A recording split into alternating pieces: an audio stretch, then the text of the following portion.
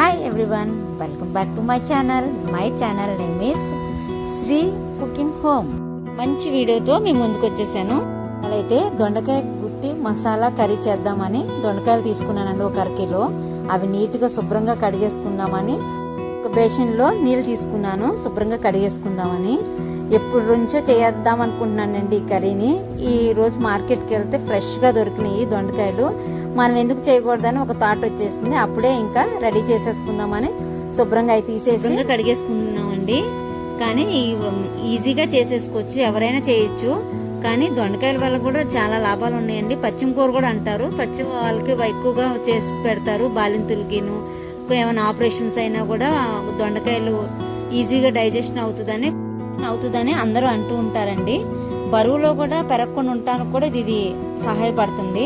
మళ్ళీ జీర్ణశక్తి కూడా చాలా మెరుగుపరుస్తుంది. రక్తంలో చక్కెరను కూడా నియంత్రిస్తుంది. పిండాల్లో కూడా రాళ్ళను కూడా బాగా కరిగిచ్చేస్తుంది అంటండి.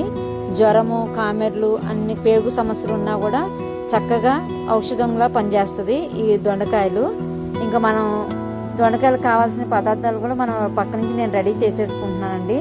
ఇవైతే నీట్గా కొంచెం బంకగా ఉంటాయి. నీట్గా కడిగేసుకొని పక్కన పెట్టేసుకొని ముచ్చుకులు కూడా తీసేసుకుందామండి. చివర్లు కట్ చేసేసుకొని చక్కగా ముచ్చుకులు కూడా తీసేసుకోవాలండి. కడిగేసాం కదా, శుభ్రంగా ఒక గిన్నెలో పెట్టేసుకొని అవి ముచ్చుకులు అటు ఇటు తీసేసి శుభ్రంగా ఒక బేసిన్లో వేసేసుకుంటున్నాను. నేను ఎలా కట్ చేస్తున్నానో అలాగా కట్ చేసేసి పక్కన వేసేస్తున్నానండి అన్ని కాయలు. కొన్ని అయితే పండిపోతాయి, అవి అయితే వేయకండి, టేస్ట్ వేరుగా ఉంటుంది. పచ్చిగా ఉన్నాయే వేసుకోండి. పండు కూడా వేస్ట్ అవ్వకుండా చక్కగా రోటి పచ్చడి చేసుకోవచ్చండి. అది కూడా నేను ఫ్యూచర్లో మీకు కొన్ని వీడియోస్ పెడతాను. చక్కగా నేను కట్ చేసినట్టు 4గా చీల్చి పెట్టుకొని చివరి దాకా కట్ చేయకండి, ఎందుకంటే దాంట్లోకి స్టఫ్ పెట్టాలి కాబట్టి. నేను చేసిన పద్ధతిలోనే మీరు కూడా కట్ చేసి పక్కన పెట్టుకోండి. కొంచెం టైం పట్టుద్ది, ఓపికగా చేసుకోవాలి. ఎందుకంటే గుత్తి వంకాయ, ఇంకా వేరే ములక్కాయ మసాలా, బెండకాయ మసాలా, ఇవన్నీ ఇట్లాంటివేనండి. ఇది కొంచెం మందంగా ఉంటుంది కాబట్టి కొంచెం టైం పట్టుద్ది.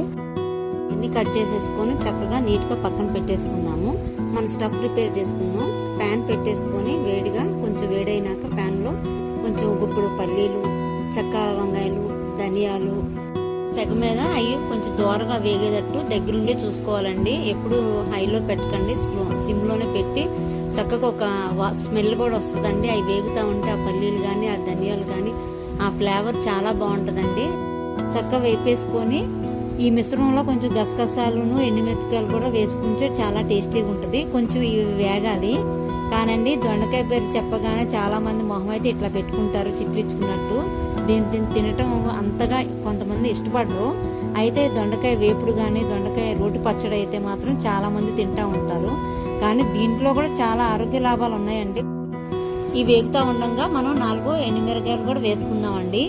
అవి కూడా చక్కగా సన్న సెగ మీద వేగుతూ ఉండాలండి. ఎక్కువ మాడకుండా చూసుకోండి. సన్న సెగ మీద వేపుకుంటూ ఉంటే మధ్యలో అండి 1 టేబుల్ స్పూన్ జీలకర్ర కూడా చాలా ఆరోగ్యానికి మంచిదండి. మార్నింగ్ కూడా జీలకర్ర వాటర్ తాగితే కూడా ఇంకా చాలా మంచిది. అట్లాగే 1 స్పూన్ గసగసాలు, కొంచెం పేస్ట్ గ్రేవీ రావడానికి నేను గసగసాలు కూడా వేసానండి. ఇవి కూడా చక్కగా వేసేసుకొని సన్న సెగ మీద వేపేసుకుందామండి. గసగసాలు కూడా చక్కటి మంచి స్మెల్ వస్తుంది. షుగర్ పేషెంట్స్ కి అయితే వారంలో ఒక రోజైనా దొండకాయ కానీ దొండకాయ ఆకు రసం తాగినా చక్కగా రక్తంలో చక్కెర స్థాయిని కంట్రోల్ గా ఉంటుందంటండి. అల్సరు ప్లస్ మలబద్ధకము, ఎసిడిటీ వంటి జీర్ణ వ్యవస్థ సమస్యను కూడా మనకి చాలా దూరం చేస్తుంది. పెద్ద సమస్య అయితే క్యాన్సర్, ఆస్మాలు కూడా లేడీస్ కి ఎక్కువ వస్తున్నాయండి. అవి కూడా దొండకాయ తినటం వల్ల చాలా కంట్రోల్ అవుతుందని చాలా మంది డాక్టర్స్ చెప్తున్నారండి. జ్వరం వచ్చి తగ్గిన వారికి కూడా అండి దొండకాయ కూరను బాగా పచ్చిమగా వాడతారు. బాలింతలు కూడా చాలా మంచిదండి. వేపేసుకున్నదండి చల్లార్చుకోవాలి, ఎందుకంటే చక్కగా అన్ని వేగిపోయినాయి. ఒక ప్లేట్లో తీసుకొని చక్కగా ఫ్యాన్ కింద లేకపోతే ఒక 5 నిమిషాలు అటు ఇటు చేత్తో చేసేస్తే అదే ఆరిపోతాయండి. అవి చక్కగా అందులో ఇంకా 4 వెల్లుల్లిపాయ రెబ్బలు కూడా వేసుకుందాం. నేనైతే వెల్లుల్లిపాయలు ఎక్కువ వాడతానండి ఇంట్లో, ఎందుకంటే అవి చాలా మంచిది. ఇంకా ఇవన్నీ ఆరిపోయినాయి కాబట్టి ఒక మిక్సీ జార్ తీసుకునండి, చిన్న మిక్సీ జారు. మనం ఇవన్నీ వేపేసుకునేవన్నీ ఆ మిక్సీ జార్లో వేసేసుకుందామండి. ఇవన్నీ వేసేసినాకంటే కొంచెం టేస్ట్ కోసం కొంచెం చింతపండు, 2 స్పూన్లు కారము, ఒక స్పూన్, హాఫ్ స్పూన్ అండి ఈ పసుపు కూడా వేసేసుకొని ఉప్పు సరిపడేంత అంటే నేనైతే 1 స్పూన్ వేస్తున్నానండి. కల్లుప్పే వాడుతున్నాను, నేను సాల్ట్ వాడట్లేదు. ఇవన్నీ చక్కగా చిన్న మిక్సీ జార్లో గ్రైండ్ చేసేసుకుందాము. తిప్పేసండి, తీసేసి కొంచెం వాటర్ పోసుకుంటే కొంచెం అది పేస్ట్ చక్కగా గ్రేవీగా తయారవుతుంది. మళ్ళీ ఇంకో రౌండ్ తిప్పేసుకుందాము మిక్సీ. చూసారా ఎట్లా ఉంది, చూసారా పేస్ట్ చాలా బాగుంది కదా. ఇంకా టైట్ అయినా పర్వాలేదండి, కొంచెం ఇంకా లూజ్ అయితే అవ్వకూడదండి, ఎందుకంటే దొండకాయల్లో అది మిశ్రమం పట్టాలి కాబట్టి. చేసుకున్న దొండకాయ ముక్కలు పక్కన పెట్టుకున్నావు కదండి, ఈ మిశ్రమాన్ని చక్కగా 4 బద్దలుగా కట్ చేసుకున్న దొండకాయ ముక్కల్లో చక్కగా స్టఫ్ని కూర్చుకొని అన్నీ ఒక పక్కన పెట్టుకుంటున్నానండి. చక్కగా నీట్గా ఒక్కొక్కటి టైం తీసుకొని మరి చేసుకోండి. చూసారా 4 దిక్కుల చేసి చేత్తో అంచులు తీసేసుకొని చక్క స్టఫ్ నీట్గా ఉండాలండి. ఒక్కొక్కటి కొంచెం టైం పట్టుద్ది, మరి కూర టేస్టీగా ఉండాలంటే టైం తీసుకోవాలి కాబట్టి మీరు కూడా ఇట్లాగే చేయండి. మీరు కూడా ఇట్లా చేస్తారు, ఇంకా వేరే పద్ధతిలో చేస్తారన్నది కూడా నాకు కామెంట్ ద్వారా చెప్పండి. ఒక్కో దాంట్లో పెట్టుకుంటున్నాం కదండి, చక్కగా బేషన్లో ఒక్కొక్కటి అమర్చుకొని మనం కావాల్సిన అంటే కొన్ని విరిగిపోయి కూడా ఉన్నాయండి, అవి తీసేసాను. ఉట్టి మనకి చివర్లు కట్ అవ్వకుండా ఉన్న వాటికి నేను పెట్టేసుకున్నాను. అన్నీ ఒక్కొక్కటి స్టఫ్ పెట్టుకొని ఆ బేషన్లో పెట్టుకున్నానండి, రెడీ చేసుకున్నా. ఇంకా నెక్స్ట్ దానికి వెళ్ళిపోదాము. ఇంకా మనకి పాన్ ఒకటి తీసుకున్నాం కదండి, అందులో నూనె పోసుకొని వేడెక్కదాకుండండి ఒక్కొక్కటి చక్కగా స్టఫ్ చేసుకున్న దొండకాయల్ని నీట్గా పెట్టుకోవాలండి. ఎందుకంటే అటు ఇటు వేగాలండి. నూనెలో వేగటానికి చక్కగా పాన్ అయితే పెద్దగా తీసుకోండి, అప్పుడు చక్కగా నీట్గా ఒక్కొక్క కాయ వేగుతుంది. కానీ మీరు ఏదో అనుకుంటారు కానీ దొండకాయలో మాత్రం బి విటమిన్ ఎక్కువగా ఉంటుందండి. మళ్ళీ మానసిక ఆందోళన కూడా మనకి ఎక్కువగా తగ్గిస్తూ ఉంటుంది. దీంట్లో కాల్షియం ఉండటం వల్ల మూత్రపిండాల్లో రాళ్ళు కూడా రావడానికి ఆస్కారం లేకుండా ఉంటుంది, కూడా గట్టిదానాన్ని ఇస్తుంది. కానండి దొండకాయని మాత్రం వారానికి 3 సార్లు మించకుండా తీసుకోవడం చాలా మంచిది. ఇప్పుడు కొంచెం వేగినాయి కదండి, వేగిపోయినాయి కదండి, చక్కగా మనం మూత పెట్టేసుకుందాం. ఆ ముక్కలు మగ్గటానికి 5 నిమిషాలు అయితే చక్కగా మగ్గిపోతాయండి. ఈలోపు మళ్ళీ ఒక 5 మినిట్స్ అయినాక మళ్ళీ మూత తీస్తే మనకి ఎట్లా మగ్గింది అనేది క్లియర్గా కనిపిస్తుంది. చూసారా ఒకవైపు చక్కగా మగ్గిపోయి రెండో సైడ్ కూడా తిప్పేయాలి, ఎందుకంటే మళ్ళీ మాడిపోతే టేస్ట్ మారిపోద్ది కాబట్టి రెండో వైపు కూడా మనం కాయల్ని తిరగేసుకుందాం. విరగకుండా వేగుతా ఉండాలండి. లేకపోతే ఎంత కలర్ గా ఉన్నాయో చక్కగా మగ్గుతున్నాయి. చూసారా నూనె పైకి వస్తుంది అంటే మా కాయ మగ్గుతున్నట్టు కింద లెక్కమాట. మనం రెండో వైపు కూడా తిరిగేసేసుకుందాము. ఇప్పుడు ఇవన్నీ తీసేసి ఒక బౌల్లో పెట్టేసుకుందాం, ఎందుకంటే మళ్ళీ మనకి ఉల్లిపాయ పేస్ట్ అవి కూడా వేసి ఇంకా గ్రేవీ రావాలి కాబట్టి మనం అవి కూడా సిద్ధం చేసుకుందాము. ఏ సీజన్లోనైనండి దొండకాయ అయితే బాగా దొరుకుతుంది. సాధారణంగా ఇదైతే చౌకగానే ఉంటుంది. దొండకాయలతో వేపుళ్ళు కూడా బాగా చేసుకుంటారు. ప్లస్ పచ్చిమిరకాయలు దొండకాయలు పచ్చడి అయితే సూపర్గా ఉంటుందండి. ఇంకా చూసారా రెండో వైపు కూడా మనం జాగ్రత్తగా తీసేసుకొని అటు ఇటు తిప్పేసుకుందామండి. చక్కగా మగ్గిని చూసారా మీకు ఎట్లా కనిపిస్తుందో బ్రౌన్గా తయారవుతుంది. ఒక్కొక్క కాయ చక్కగా నీట్గా పక్కన తీసేసుకుందామండి. పక్కకి చక్కగా అన్నీ నూనె సరిపోద్దో లేదో చూసుకొని కొంచెం అవసరమైతే కొంచెం నూనె వేసేసుకుందాం అన్నమాట. అయితే నేను 2 ఉల్లిపాయలు 2 టమాటాలు తీసుకున్నానండి. అవి కూడా నూనెలో చక్కగా కొంచెం లైట్ బ్రౌన్ కలర్ వచ్చేదాకా వేపేసుకుందాము. ఇది కూడా మగ్గనిచ్చేసుకుంటే చాలా బాగుంటుందండి. ఇది కూడా మగ్గనిచ్చేసుకుంటూ ఉండాలండి. ప్లస్ 2 టమాటాలు కూడా కోసేసుకున్నాను నేను, అవి కూడా వేసేసుకొని చక్కగా 2 మగ్గితే ఒక గ్రేవీ టైప్ లాగా తయారవుతుందండి. మనదైతే ఇంకా గ్రేవీ మిగిలిందండి. స్టఫ్లో పెట్టిన దొండకాయలకు పెట్టిన మిశ్రమం కొంచెం మిగులుతుంది, అది కూడా ఇందులో వేయాలన్నమాట. ఈ లోపు ఏంటంటే చూసారా చక్కగా బ్రౌన్ కలర్లో మగ్గిపోయినాయి ఉల్లిపాయలు, టమాటాలు కూడా దానికి తోడయ్యి కొంచెం రెడ్డిష్గా బాగుంది కదా. చూసారా ఇంకా మగ్గిపోయినామంటే మనం ఇప్పుడే పట్టానండి అల్లం వెల్లుల్లి పేస్ట్ 1 స్పూన్ వేసేసుకొని పచ్చివాసన పోయేదాకా ఆ ఉల్లిపాయలు టమాటాల్లో కలిపి చక్కగా మనం ఫ్రై చేసుకుందామండి. పచ్చివాసన అప్పుడే పట్టిన అల్లం పేస్ట్ కదండి, కమ్మటి వాసన వస్తుందన్నమాట. మనం ఇందాక స్టఫ్లో పెట్టుకున్నది ఇంకా కొంచెం మిశ్రమం మిగిలిందండి, దాంట్లో కొంచెం వాటర్ పోసుకొని మొత్తం ఆ జార్లో ఉన్నదంతా పేస్ట్ వేస్ట్ ఎందుకండి, అందుకని స్పూన్తో తిప్పేసుకొని పక్కన పెట్టేసుకుందాము. ఇప్పుడు ఈ మగ్గిపోయినాయి కాబట్టి మనకు దొండకాయలు కూడా మనం అందులో వేసేసుకుందామండి.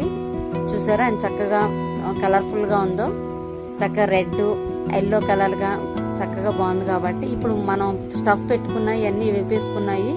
ఇప్పుడు మనం దొండకాయలు అందులో వేసేసుకుందాము.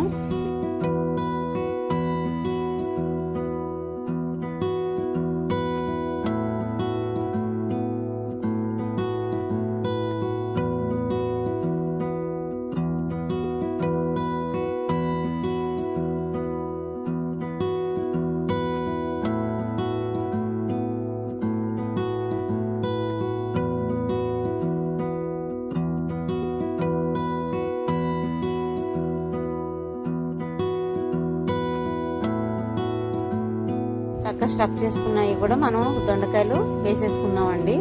ఆ కూసేపు ఒక 10 నిమిషాలు ఈ ఉల్లిపాయలు, టమాటాలు, అల్లం వెల్లుల్లి పేస్ట్లో కూడా ఇవి కూడా స్టఫ్ చేసి వేపుకున్న దొండకాయలు కూడా కొంచెంసేపు మగ్గనియాలండి. చక్కగా ఎంత కలర్ఫుల్గా ఉందో చూసారా. ఇవన్నీ చక్కగా ఉప్పు, కారము, అన్ని మసాలా చక్కగా వీటిని కూడా పట్టేటట్టు కూసేపు ఒక 10 నిమిషాలు మగ్గనిచ్చేద్దాము. మనం ఇందాక పెట్టుకున్నాం కదండి, ఆ మిశ్రమం కూడా మనం పక్కన పెట్టేసుకుందాం. కొంచెం నూనె పైకి తేలేదాకా అట్లా వేపుకుంటా ఉంటే బాగుంటుంది. చూసారా నూనె తేలుతుంది, చూసారా మీరు, కనిపిస్తుందా మీకు? అంటే మనకి చాలా కాయలు మగ్గిపోయినట్టు కింద లెక్కేనండి. సరే, ఇందాక మిశ్రమం పక్కన పెట్టుకున్నాం కండి, అది కూడా బాగా మగ్గిపోయిన దొండకాయల్లో వేసేసుకోవాలి. వేసేసుకొని చక్కగా కొంచెం వాటర్ కూడా పోసుకున్నాం కాబట్టి కొంచెం లూజీగా ఉంది. కొంచెం ఈ ఉడికే కొద్దీ మనకి కన్సిస్టెంట్ దగ్గర పడుతూ ఉంటుంది చిక్కగా. గుత్తి వంకాయ మనం ఎట్లాగా ఉంటుందో గ్రేవీ, ఆ గ్రేవీ లాగా తయారవుతుంది అన్నమాట. గ్రేవీలో మాకు జీడిపప్పు దొరకలేదండి. జీడిపప్పు కూడా వేస్తే చాలా టేస్టీగా ఉంటుంది, గ్రేవీ కూడా ఇంకా బాగుంటుంది.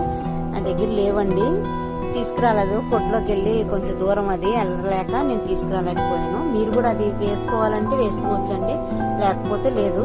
కొంతమంది పెరుగు కూడా వేస్తారండి, అది కూడా వేరే టేస్టీగా ఉంటుంది. కొంతమంది ఇష్టపడతారు పెరుగు వేయటం, కొంతమంది ఇష్టపడరు.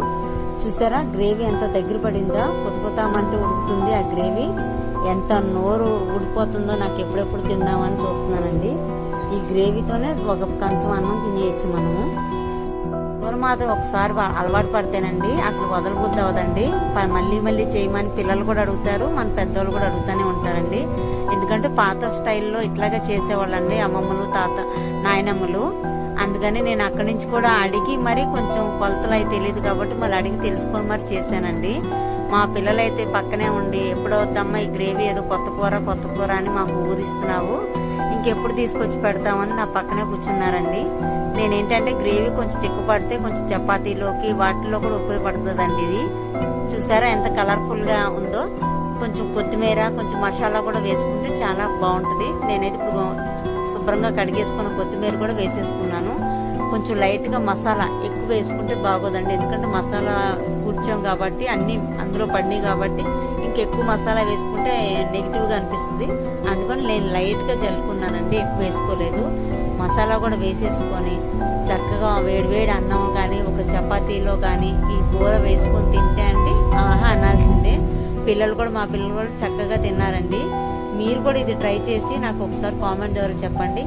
ఇంకా వేరే స్టైల్స్ కూడా చేస్తారు, నాకైతే తెలీదు. నేను చేసే స్టైల్ అయితే ఇదండి.